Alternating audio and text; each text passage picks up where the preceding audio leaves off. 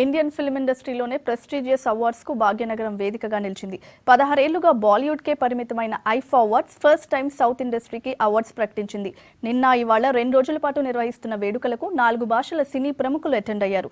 International Indian film academy IIFA ఉత్సవాలు first time దక్షిణాదిలో జరుగుతున్నాయి. సౌత్ ఇండియాలోని 4 ప్రాంతీయ భాషల సినిమా ప్రముఖులను మన హైదరాబాద్ తీసుకొచ్చాయి. 2 రోజుల ఈ దక్షిణాది సినీ అవార్డుల సంబరానికి గచ్చిబౌలి అవుట్డోర్ స్టేడియం వేదిక అయింది.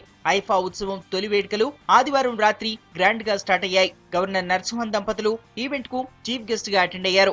సౌత్ ఇండియన్ ఐఫా వేడుకలకు తారలు దిగొచ్చారు. ప్రెస్టీజియస్ ఫిల్మ్ ఫెస్టివల్ కు 4 భాషల నటులు హాజరయ్యారు.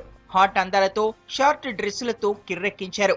ముచ్చటైన వేడుకల్లో ముద్దుగుమ్మలంతా మెరిశారు. స్పెషల్ డిజైనరీ వేరుతో కెమెరా ఫోకస్ అంతా తమ వైపే పెట్టేలా చేశారు. ఫోటోలకు పోజులు ఇస్తూ హొయలొలికించారు. Well, first of all, welcome to IFA Festival 2016 in the South. Obviously, చాలా excited గా ఉన్నాను ఎందుకంటే it's the first of I'm sure many more IFA ఉత్సవms to come by and ఇంకా excited గా ఉన్నాను ఎందుకంటే రేపు I'm also co-hosting along with Sirish and Navdeep. I'm just waiting, so I'd like to wish the entire team all the very best. IFA is the first award function where they've given enough time to all the 4 languages of the South, and we are enjoying ourselves and giving each language its due time and deserving celebration. So thank you IFA for giving us this opportunity to enjoy ourselves, celebrate excellence in cinema. South kochindi chala santoshanga undi. Looking forward. Winners andarki congratulations. That's it. So I'm really looking forward to wonderful evenings of IFA Utsavam and really happy that IFA finally has come down south. But I'm really happy that we all are here and all the 4 industries we're getting together again, and I can guarantee that we're going to have 2 fantastic evenings and I'm really looking forward to it. తమిళం, మలయాళ భాష నటులు, directors, ఇతర కేటగిరీల్లో winners కు నిన్న awards అందజేశారు. ఇవాళ తెలుగు, కన్నడ భాషలకు గాను విజేతలకు అవార్డుల ప్రదానం జరగనుంది. ఐఫా అవార్డ్స్ కు మన హైదరాబాద్ వేదిక అవ్వడం ఆనందంగా ఉందన్నారు టాలీవుడ్ ప్రముఖులు. కేవలం ఎంటర్టైన్మెంట్ కోసమే కాకుండా ఫండ్ రైజర్ గా ఈ కార్యక్రమాన్ని నిర్వహించడంపై నిర్వాహకులను అభినందించారు. చాలా సంతోషం. ఐఫా ఉత్సవం now started speaking in Telugu also. అది చాలా అవసరం వాళ్ళలో నేను.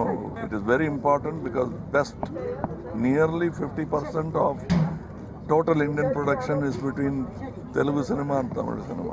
I have been to IFA when it was for Hindi cinema for Singham in Singapore, and yes, the thought had come to me that why don't we have something as grand and as wonderful like this in South, and I'm so happy that it's come south, and it's a wonderful place for all 4 South Indian language people to come down, celebrate our work, enjoy, pat one another's back, and see what audience say, and it's wonderful to have a program. IFA అందరికీ తెలుసు, ఇది first time and very exciting.